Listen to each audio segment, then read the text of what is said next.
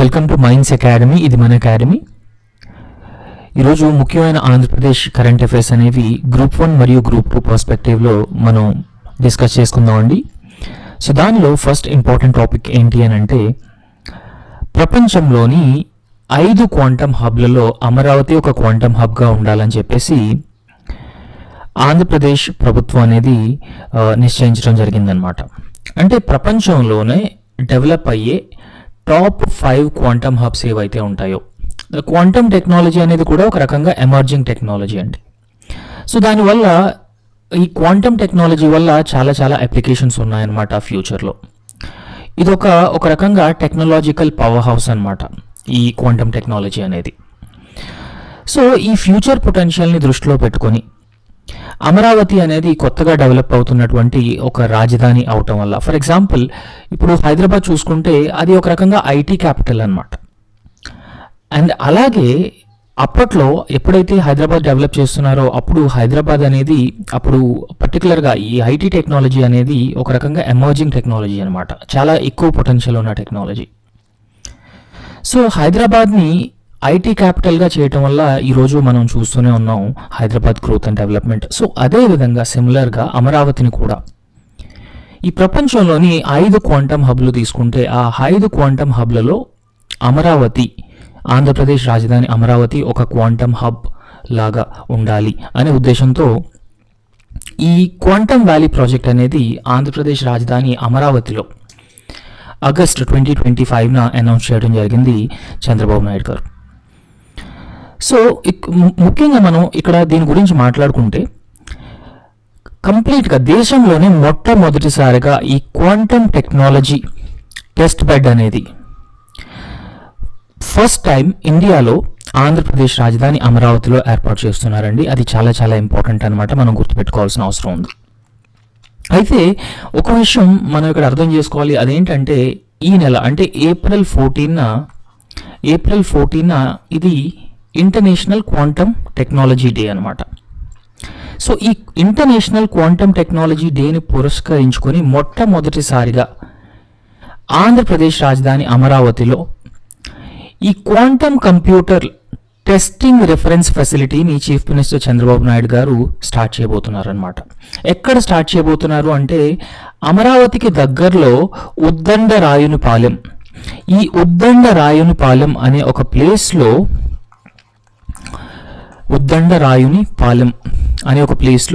ఈ పర్టికులర్గా ఈ క్వాంటమ్ టెక్నాలజీ కంప్యూటర్ల టెస్టింగ్ రిఫరెన్స్ ఫెసిలిటీని ఏప్రిల్ 14న ఆంధ్రప్రదేశ్ చీఫ్ మినిస్టర్ చంద్రబాబు నాయుడు గారు ప్రారంభించబోతున్నారు అనమాట.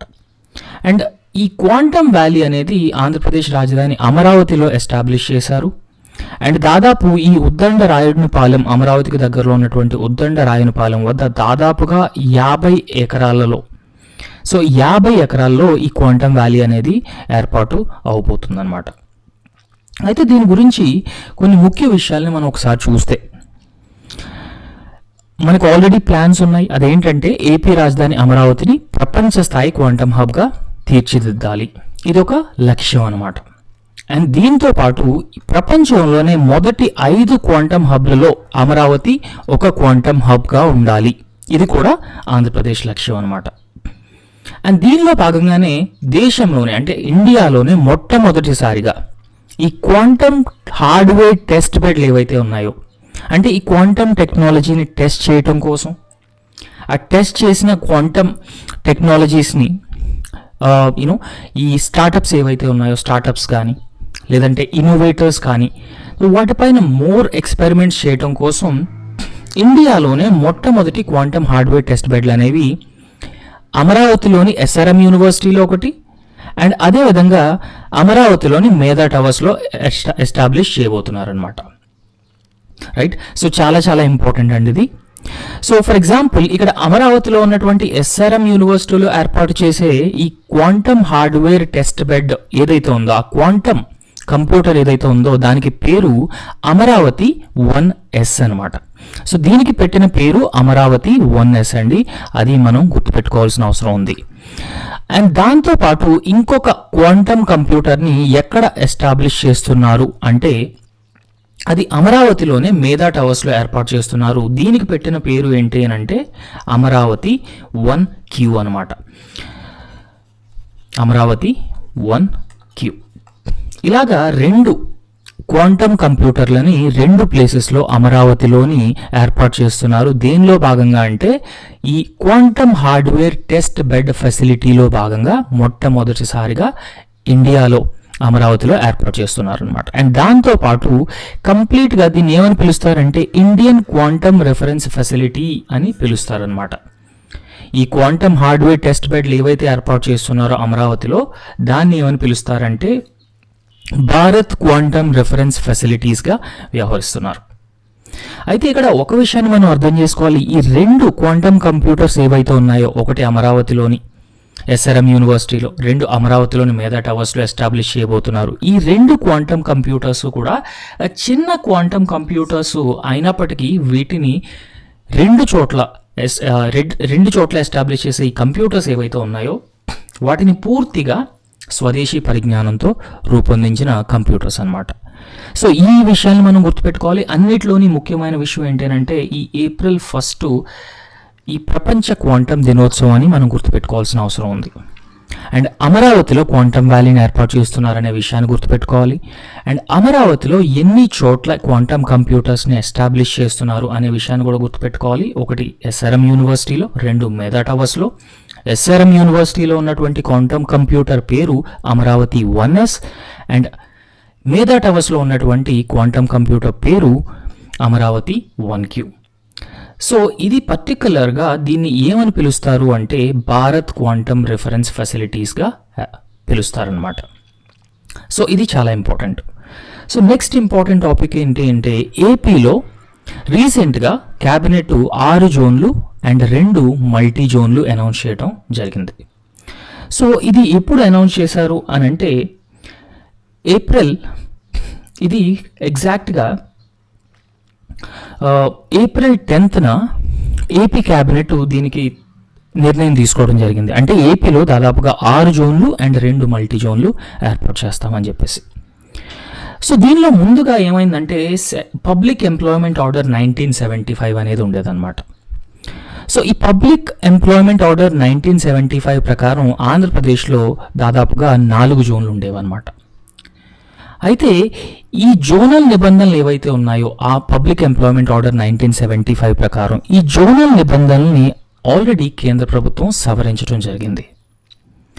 సో ఈ సవరించిన పబ్లిక్ ఎంప్లాయ్మెంట్ ఆర్డర్ 1975 ప్రకారం ఈ డైరెక్ట్ రిక్రూట్మెంట్ అంటే ప్రత్యక్ష నియామకాల్లో అండ్ స్థానికత క్యాడరు, జోనలు, మల్టీ జోనల్ పైన ఒక స్పష్టతనిస్తూ కేంద్రం కూడా ఒక గెజెట్ నోటిఫికేషన్ రిలీజ్ చేయడం జరిగింది ఆల్రెడీ.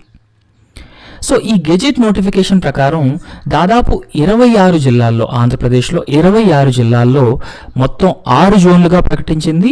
అండ్ 6 జోన్లతో పాటు ఈ 6 జోన్లని 2 మల్టీ జోన్లుగా కూడా ప్రకటించడం జరిగిందనమాట. అండ్ దాంతోపాటు 7 ఏళ్ళు ఒకే చోట చదివిన ప్రాంతాన్ని స్థానికంగా పరిగణలోకి తీసుకున్నట్లు కూడా తెలపడం జరిగింది. సో దీనికి తగ్గట్టు ఏప్రిల్ 10, 2026న ఏపీ క్యాబినెట్ నిర్ణయం తీసుకొని ఈ 2 మల్టీ జోన్లు అదేవిధంగా 6 జోన్లను ఇంప్లిమెంట్ చేయబోతుంది ఆంధ్రప్రదేశ్లో డైరెక్ట్ రిక్రూట్మెంట్స్లో ఇది ఇంప్లిమెంట్ అవుతుంది అనమాట. సో ఇప్పుడు ఫస్ట్ మల్టీ జోన్లో చూసుకుంటే 3 జోన్స్ ఉన్నాయి. ఆ 3 జోన్స్లో జోన్ 1లో శ్రీకాకుళం, విజయనగరం, పార్వతీపురం, మన్యం, విశాఖపట్నం అండ్ అనకాపల్లి. సో ఈ జిల్లాలు ఏవైతే ఉన్నాయో ఈ 5 జిల్లాలు జోన్ 1 పరిధిలోకి వస్తాయి. అండ్ జోన్ 2 పరిధిలోకి అల్లూరు సీతారామరాజు, తూర్పుగోదావరి, కాకినాడ, డాక్టర్ బిఆర్ అంబేద్కర్ కోనసీమ జిల్లాలు జోన్ 2 పరిధిలోకి. అండ్ జోన్ 3 పరిధిలోకి వచ్చే జిల్లాలు ఏంటంటే పశ్చిమ గోదావరి, ఏలూరు, ఎన్టీఆర్, కృష్ణా. సో ఈ 3 జోన్లు కలిపి మల్టీ జోన్ 1 అని పిలుస్తారు. అదేవిధంగా మల్టీ జోన్ 2లో కూడా ఇంకొక 3 జోన్లు అనౌన్స్ చేయడం జరిగింది. అందులో జోన్ 4లో భాగంగా గుంటూరు, పల్నాడు, బాపట్ల, ప్రకాశం. జోన్ 5లో Tirupati, Chittoor, Annamayya, YSR Kadapa. And last zone 6లో నంద్యాల, అనంతపురం, కర్నూలు, శ్రీ సత్యసాయి. సో ఇలా మొత్తం 2 మల్టీ జోన్లు అండ్ 6 జోన్స్ అనౌన్స్ చేయటం జరిగిందనమాట. సో ఇది కూడా కొంచెం ఇంపార్టెంటే మన ఎగ్జామ్ పాయింట్ ఆఫ్ వ్యూలో. సో నెక్స్ట్ ఇంపార్టెంట్ టాపిక్ ఏంటి అని అంటే ఈ సముద్ర సూక్ష్మజీవులపై నెల్లూరులో ఒక అధ్యయన కేంద్రాన్ని ఎస్టాబ్లిష్ చేయాలని చెప్పేసి సెంట్రల్ గవర్నమెంట్ డిసైడ్ చేసిందనమాట. సో దీని గురించి కూడా మనం డిస్కస్ చేసే ప్రయత్నం చేద్దాం, రైట్. సో పర్టికులర్గా దీని గురించి ఒకసారి మాట్లాడుకుంటే సముద్రంలో నివసించే ఈ సూక్ష్మజీవులు ఏవైతే ఉన్నాయో, ఈ మైక్రో ఆర్గానిజమ్స్ ఏవైతే ఉన్నాయో, ఈ మైక్రో ఆర్గానిజమ్స్ పైన డీప్గా స్టడీ చేసేందుకు ఒక deep sea marine microbial repository అనే ఒక కేంద్రాన్ని నెల్లూరులో ఏర్పాటు చేస్తున్నారండి. This is very very important అండి. ఈ deep sea marine microbial repository కేంద్రాన్ని ఆంధ్రప్రదేశ్లో ఏ జిల్లాలో ఏర్పాటు చేస్తున్నారు, లేదంటే ఈ డీప్ సీ మెరైన్ మైక్రోబయాలజీ రిపోజిటరీని ఏ రాష్ట్రంలో ఏర్పాటు చేయాలని నిర్ణయం తీసుకున్నారు, సో అనేది చాలా చాలా ఇంపార్టెంట్ ఎగ్జామ్ పర్స్పెక్టివ్లో, రైట్ అండి. బికాజ్ ఈ సముద్రాల్లో పర్టికులర్గా డీప్ సీలో నివసించే ఈ మైక్రో ఆర్గానిజమ్స్ సూక్ష్మజీవులు ఏవైతే ఉన్నాయో, సో వాటిని స్టడీ చేయటం ద్వారా వైద్య రంగంలో కానీ పర్యావరణ పరిరక్షణలో కానీ ఇట్లాంటి కొన్ని రంగాల్లో ఇంపార్టెంట్ అప్లికేషన్స్ ఉంటాయి అన్నమాట. సో అందు గురించి ఫర్ ద ఫస్ట్ టైం అంటే దేశంలోనే మొదటి పరిశోధన కేంద్రం ఇది అవ్వబోతుంది అనమాట. ఇది deep sea marine microbial repository. So ఇది ఎక్కడ ఏర్పాటు చేస్తున్నారండి? నెల్లూరులో ఏర్పాటు చేస్తున్నారనమాట.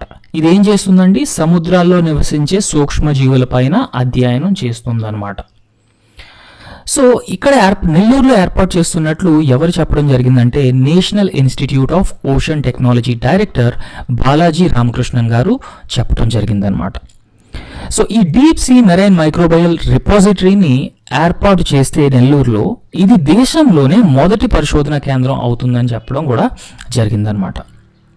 అయితే ఇక్కడ మనం ఒక విషయాన్ని అర్థం చేసుకోవాలి. ఈ సముద్రాల్లో నివసించే మైక్రో ఆర్గానిజమ్స్ సూక్ష్మజీవులు ఏవైతే ఉన్నాయో అవి ఒక అధిక హైడ్రోస్టాటిక్ పీడనం, అంటే చాలా సముద్రం అడుగు భాగాల్లో ప్రెషర్ అనేది బాగా ఎక్కువగా ఉంటుందన్నమాట.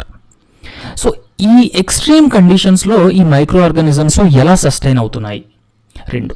అండ్ ఈ డీప్ సీ ఏదైతే ఉందో ఆ లోపల డెప్త్స్లో ఈ టెంపరేచర్స్ కూడా చాలా తక్కువగా ఉంటాయి. అండ్ సన్లైట్ కూడా అంటే సూర్యరశ్మి కూడా లోపలికి వెళ్ళే అవకాశం లేదనమాట. ఈ సూర్యరశ్మి లేని కండిషన్స్లో, తక్కువ ఉష్ణోగ్రత ఉన్న కండిషన్స్లో అండ్ అదేవిధంగా అధిక హైడ్రోస్టాటిక్ ప్రెషర్లో కూడా తట్టుకొని ఈ సూక్ష్మజీవులు ఎలా నివసించగలుగుతున్నాయి సో అనే దానిపైన డీప్గా స్టడీ చేసే అవకాశం ఉందండి ఈ deep sea marine microbial repository సెంటర్లో.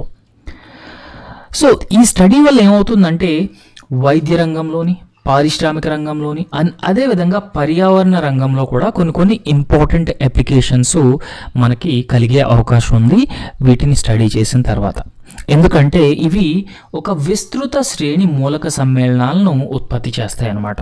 సో ఈ విస్తృత శ్రేణి మూలక సమ్మేళనాలు ఏవైతే ఉన్నాయో అవి డిఫరెంట్ సెక్టార్స్లో చాలా ఇంపార్టెంట్ అప్లికేషన్స్ ఉన్నాయన్నమాట. అందువల్ల ఈ స్టడీ చాలా చాలా ఇంపార్టెంట్.